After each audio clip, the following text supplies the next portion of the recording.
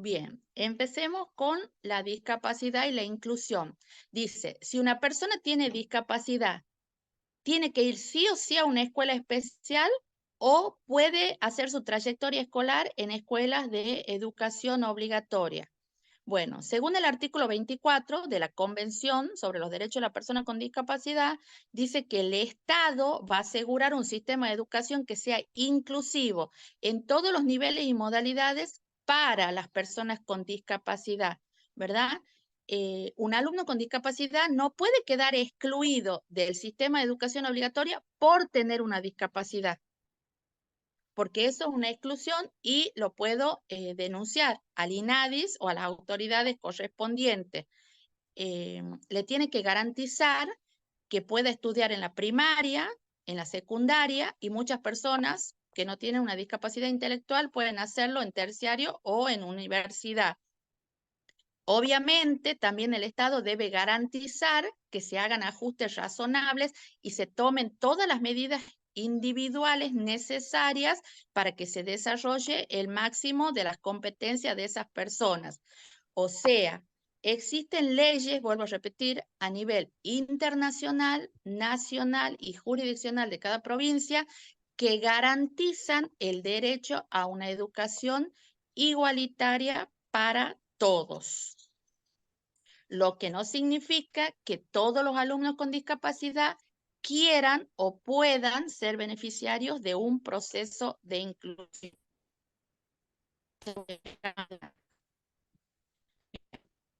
Vamos específicamente a las trayectorias escolar de las personas con discapacidad. Existe la modalidad de educación especial, ¿verdad?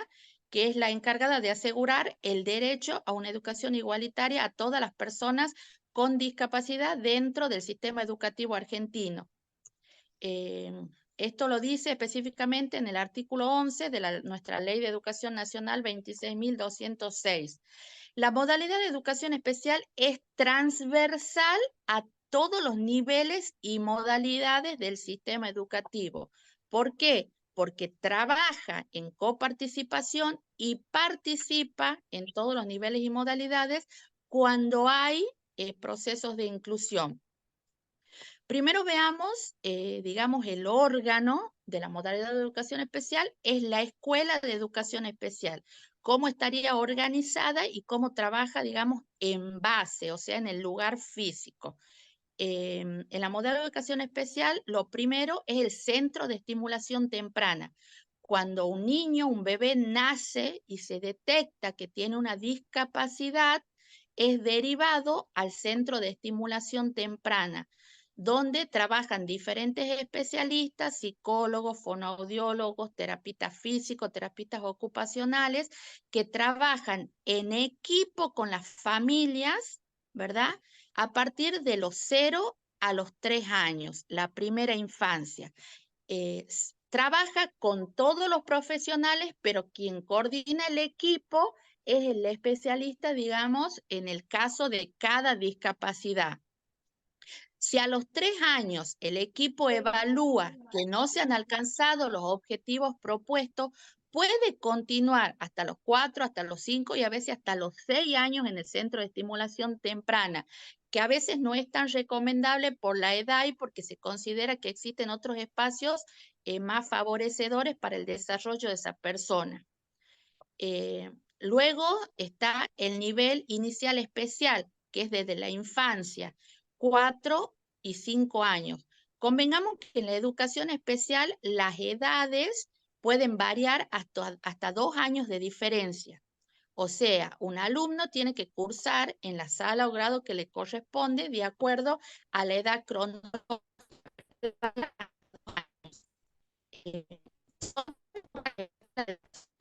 Continúan con el nivel inicial en base en la escuela.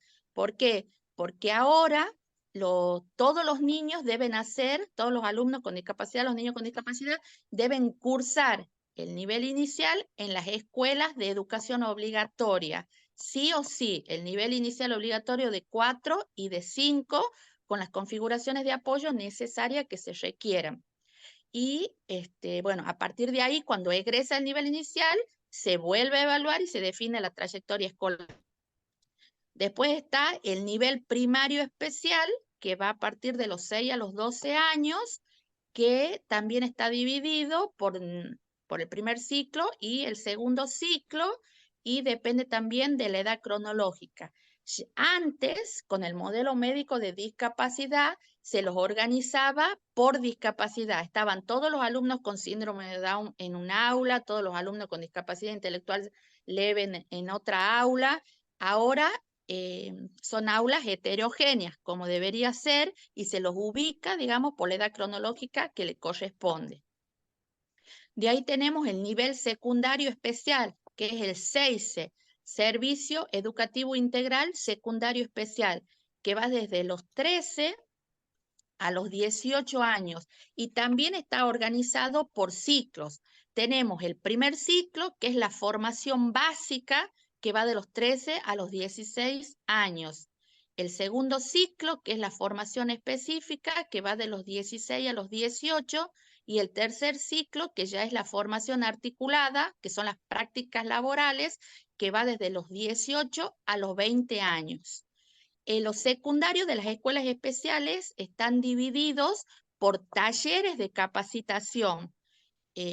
Acá en Tucumán, por ejemplo, tenemos talleres de carpintería, donde también ven herrería, gastronomía o cocina, huerta y jardinería y artes manuales.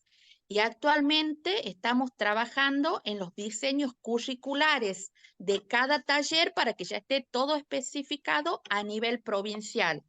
En otras provincias también están estos talleres o hay, por ejemplo, talabartería, depende de la territorialidad de las provincias. Por eso lo tenemos divididos en formación básica, específica y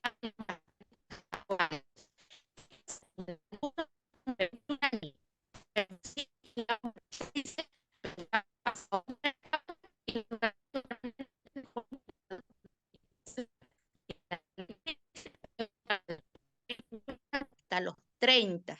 Siempre le podemos dar 2 años más. Cuando esa persona egresa del sistema educativo, ahí está la cuestión. ¿Qué pasa?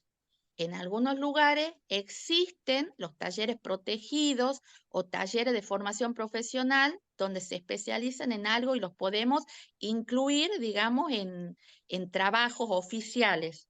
En otros lugares no existe y esa persona culmina y no tiene a dónde más ir, ni siquiera un centro para socializarse.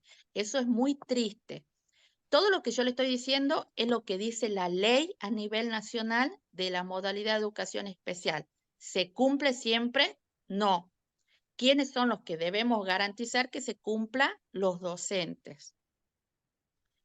Y está el servicio de inclusión educativa también en la escuela de educación especial. Cuando nosotros ya hablamos del servicio de educación inclusiva, ya hablamos del trabajo en corresponsabilidad con las escuelas de educación obligatoria. La siguiente. Si voy muy rápido me dicen, pero es cortito el tiempo y quiero tratar de pasar la mayor información posible. Bien, ahora hablemos de la inclusión educativa de las personas con discapacidad. Ya hemos hablado que está garantizada por la Convención sobre los Derechos de las Personas con Discapacidad. En nuestro país está garantizada por la Ley de Educación Nacional 26.206 en el artículo 11 y en dos incisos, en el E y en el N. En el E, desde el aspecto social, digamos, garantizando el acceso a la educación para los sectores más desfavorables de la sociedad, ¿verdad? Como a través de políticas universales, de recursos. ¿Qué me refiero a esto? Los sectores más desfavorables, social y económicamente, no solo económicamente. Y también en ese grupo entran, por ejemplo, las personas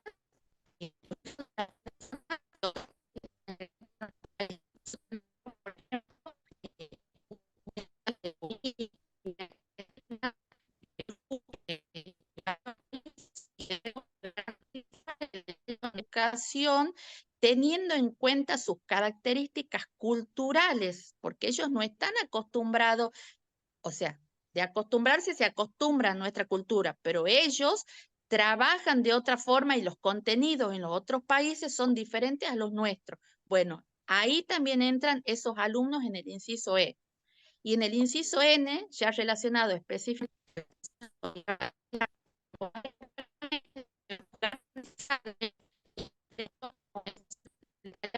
para todos.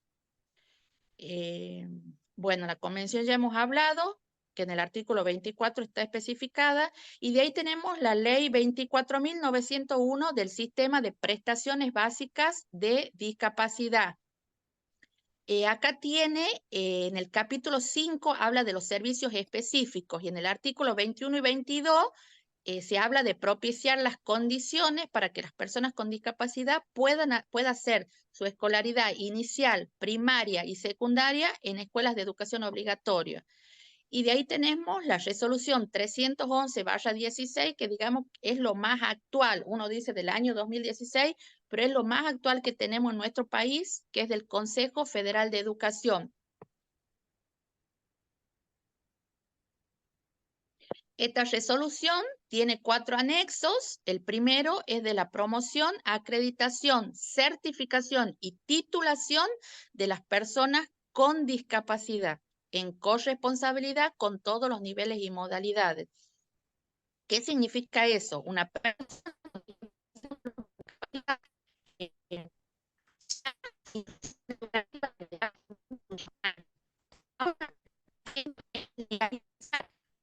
dependía de los docentes prácticamente, porque la familia lo conocía al docente, conocía la escuela, hablaba, lo llevaba, prestaba ayuda, pero bueno, esa persona con discapacidad transcurría toda su trayectoria escolar en un primario y un secundario especial de educación obligatoria, ¿verdad? Solamente socializando. Llegaba al final y no recibía ninguna certificación o titulación. Ahora, con la resolución 311, debe dársele certificación y titulación a esa persona con discapacidad. ¿Quién se la da? La institución donde esa persona termina la primaria o la secundaria.